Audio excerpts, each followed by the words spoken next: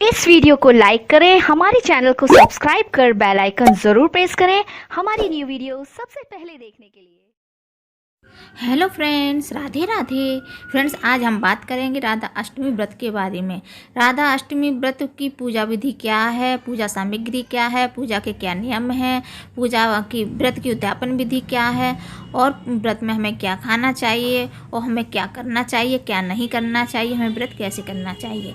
तो आइए चलते हैं। इससे पहले अगर आपने मेरे चैनल को सब्सक्राइब नहीं किया तो प्लीज़ पहले चैनल को सब्सक्राइब कीजिए और साथ ही बेल आइकन को भी प्रेस कीजिए।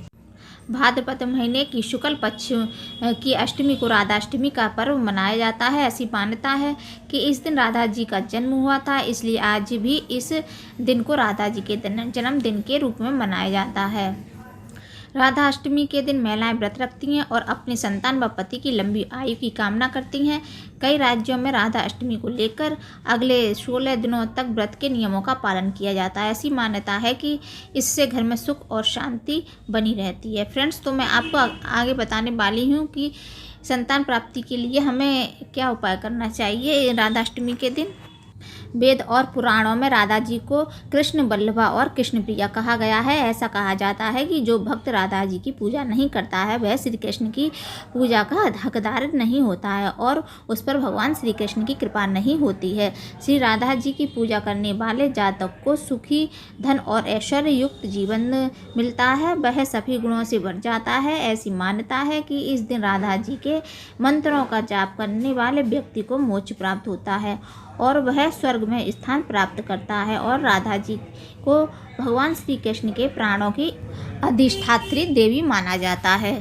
राधा अष्टमी व्रत की पूजा सामग्री और पूजन की विधि। सबसे पहले प्रातः उठकर स्नान कर साफ कपड़े पहने। पूजन स्थल में 5 रंगों से मंडप सजाएं। मंडप के अंदर 16 दल के आकार का कमल यंत्र बनाएं। उस कमल के बीच में आसन पर राधा और कृष्ण की मूर्ति रखें। इस बात का खास ध्यान रखें कि मूर्तियों का मुख पश्चिम की ओर होना चाहिए। इसके बाद पूजा की सामग्री से श्री राधा जी और कृष्ण की विधिवत पूजा करें। पूजा के स्थान पर ध्वजा, फूल की माला, वस्त्र, पताका, तोरण, मिष्ठान और फूल आदि चढ़ाएं। श्री राधा और भगवान कृष्ण की स्तुति गाएं। इस दिन रात में जागने का विधान है, इसलिए रात में कीर्तन या जागरण करें। अगर आप व्रत रख रहे हैं तो एक समय फलाहार कर सकते हैं। इस दिन मंदिर में दीपदान शुभ माना जाता है।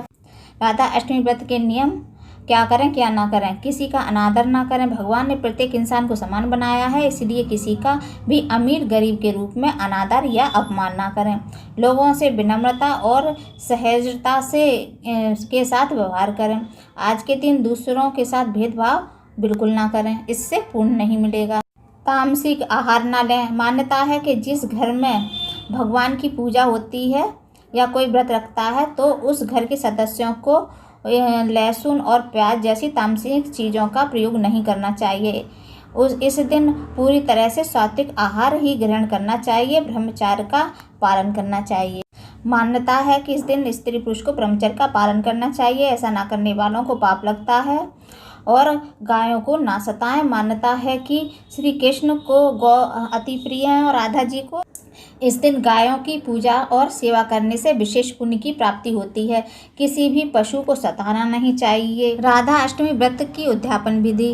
राधा जी के व्रत के उद्यापन में एक सूप लिया जाता है। उस सूप में श्रृंगार की सभी वस्तुएं रखी जाती हैं। इसके बाद सूप को ढक दिया जाता है और 16 दिए जलाए जाते हैं। इसके बाद चंद्रमा को अर्घ्य दिया जाता है और लक्ष्मी जी को घर आने का निमंत्रण दिया जाता है। अंत में श्रृंगार की सभी वस्तुओं को दान किया जाता है। राधा अष्टमी व्रत की कथा। पौराणिक कथा के अनुसार राधा जी वृषभानु की पुत्री थी। एक बार जब राजा यज्ञ कर रहा था तब उस समय भूमि की सफाई करते समय राजा को एक कन्या मिली। राजा ने उस कन्या को अपनी पुत्री मानकर उसका पालन पोषण बड़े ही लाड़ प्यार से किया। राजा ने उस कन्या का नाम राधा रखा। पुराणों के अनुसार राधा जी भगवान श्री कृष्ण से करीब 11.5 महीने बड़ी थी। जिस समय भगवान श्री कृष्ण का जन्मोत्सव मनाया जा रहा था उस समय महारानी कीर्ति राधा को लेकर वहां पहुंची थी। कान्हा उस समय पालने में झूल रहे थे और राधा जी उन्हें निहार रही थी। एक और कथा के अनुसार जब विष्णु जी ने धरती पर श्री कृष्ण अवतार के रूप में जन्म लिया था उस समय विष्णु जी की पत्नी लक्ष्मी जी राधा जी के रूप में पृथ्वी पर अवतरित हुई थीं। संतान प्राप्ति के लिए अब मैं आपको एक उपाय बताने वाली हूँ। राधा कुंड को अत्यधिक पवित्र माना जाता है। इस राधा कुंड में अगर स्नान करने से मनुष्य के जीवन के सभी पाप धुल जाते हैं। अगर कोई निसंतान दंपति इस राधा कुंड में स्नान करता है तो उन्हें जल्द ही संतान सुख की प्राप्ति हो जाती है। मान्यता है कि महिलाएं अपने केश खोलकर राधा कुंड में स्नान करती हैं और राधा जी संतान सुख के लिए प्रार्थना करती हैं। इस कुंड को श्याम कुंड के नाम से भी जाना जाता है। तो फ्रेंड्स, आपको मेरा ये वीडियो कैसा लगा? वीडियो अच्छा लगा हो तो वीडियो को लाइक कीजिए, अपने दोस्तों में ज़्यादा से ज़्यादा शेयर कीजिए, कमेंट कीजिए। अगर आप मेरे चैनल पर पहली बार आए हैं तो प्लीज़ चैनल को सब्सक्राइब कीजिए। Bye bye.